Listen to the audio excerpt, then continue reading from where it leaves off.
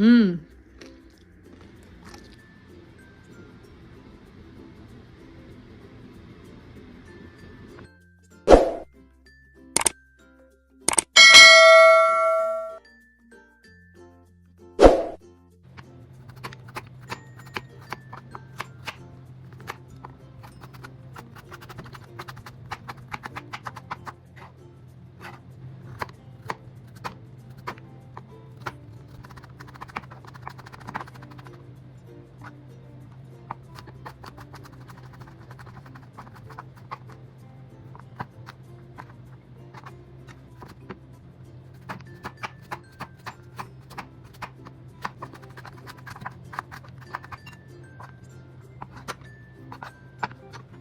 Hello guys! Kumusta na po kayo? Welcome back po ulit sa Lutong Pinoy sa Amerika. And for today's video po, tayo naman po ay magluluto ng shrimp and vegetable okoy.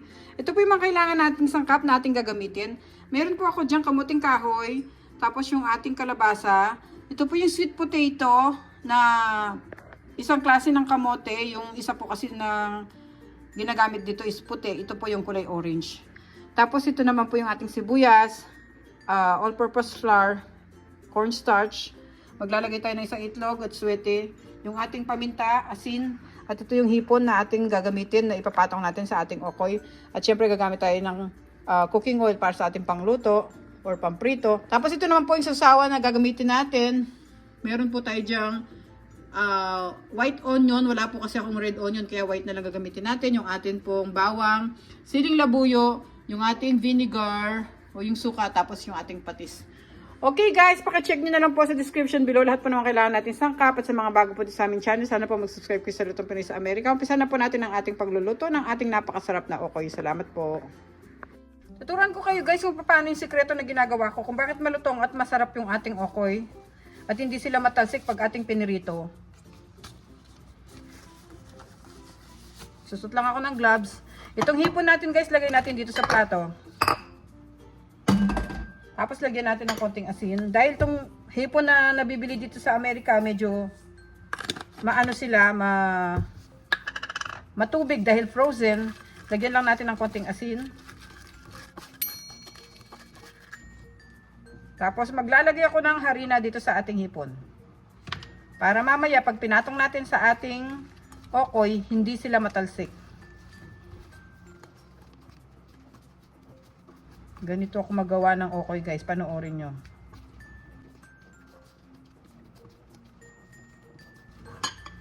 Yan. Ito na yung hipon natin, isi-set aside muna natin sila. Ngayon kunin natin yung bowl. Ilagay natin yung ating all-purpose flour. Yung ating cornstarch. Ating sibuyas. Maglagay na tayo ng ating black ground pepper. Mga half teaspoon siguro lagay natin. Tapos yung ating atsuete. Maglagay tayo ng mga 1 teaspoon ng atsuete. Or 1 tablespoon kung kulang pa sa kulay. Yan, medyo halu-haluin natin.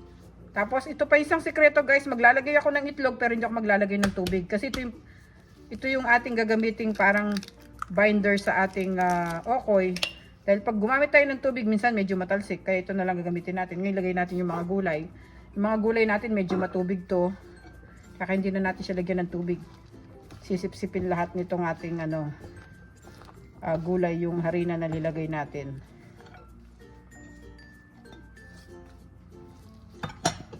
Yan, haluin lang natin ang haluin yan hanggang magtubig siya.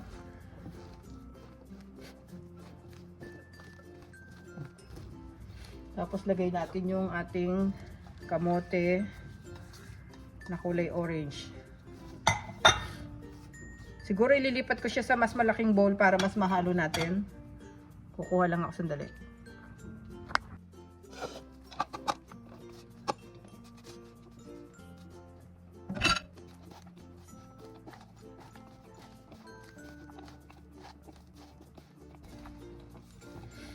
Tapos maglagay na tayo ng asin. Meron ako ditong 1 tablespoon. Buhos na natin dito.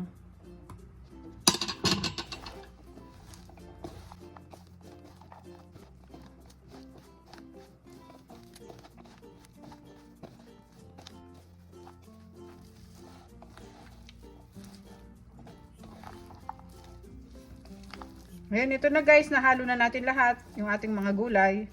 Hindi na tayo magpainit ng ating mantika. Nagpapainit na tayo ng kawali dito. Lagyan natin siya ng mantika.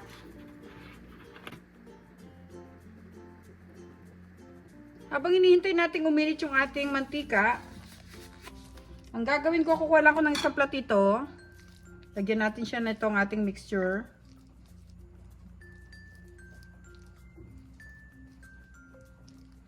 Lagay natin sa gitna yung hipon.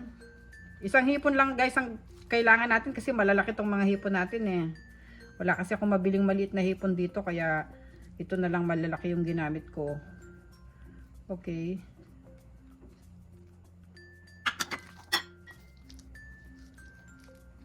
Medyo kapalan natin ng konti para marami tayong nakakain.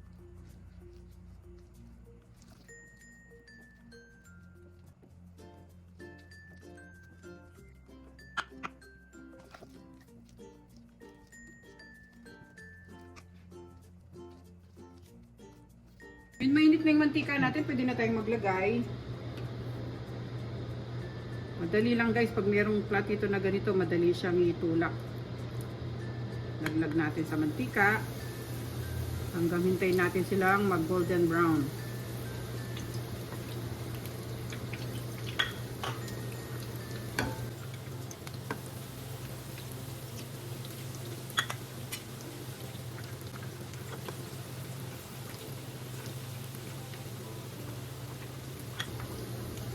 Hintayin natin silang maluto hanggang sa mag golden brown sila at maglalagay pa ulit tayo dito sa ating mga platito. Ngayon guys, pwede na natin silang baliktarin.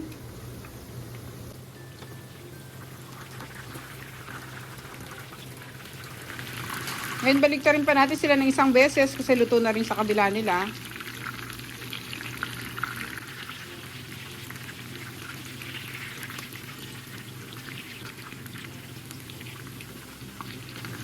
Okay, pwede na natin silang tanggalin. Lalagay natin sila dito sa cooling rack.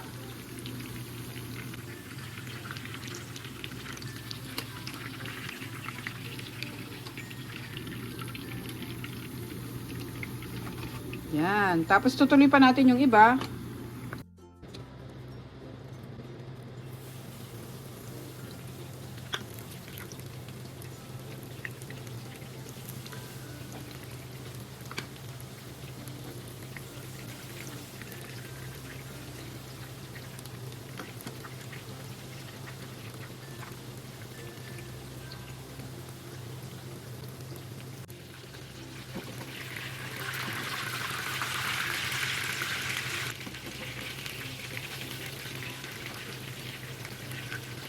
Okay guys, luto na yung ating mga okoy. Pwede na nating i-off yung stove. Tapos lagay natin sila sa cooling rack. Gagawin naman natin yung ating sausawan.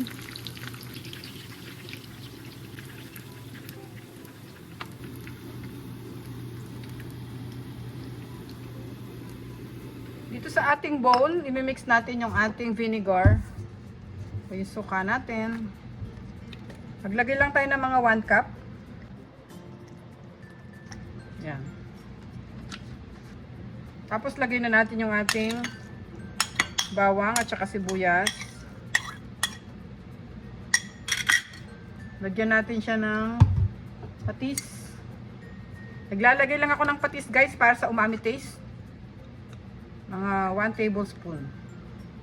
Tapos dagdagan na lang natin siya ng asin.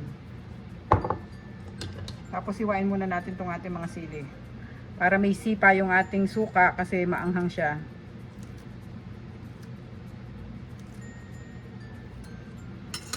Ayan. Nag-drizzle din tayo ng paminta. Pamintang durog. At saka konting asin. Mix lang natin to. Ready na ang ating sausawan para sa ating okoy. Okay guys, maraming salamat po sa panunod. Ito na po yung ating masarap na merienda, ang ating shrimp and vegetables okoy. Thank you so much po for watching. Sana po pag-check nyo yung other videos namin. Marami po kaming masasarap na recipe doon na pwede nyo pong iluto sa pamilya nyo. Merienda na po tayo guys. Napakasarap po nito. Gayahin nyo po. ang aking sikreto kung paano ko gumawa ng okoy. Salamat po. Ingat po tayong lahat. God bless po. Taste test po natin tong isa.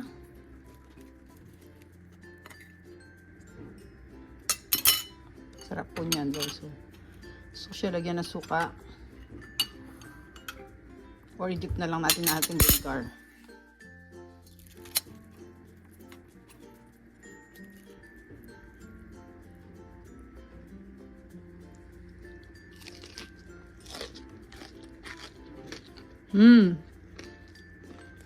Napakalutong guys, napakasarap.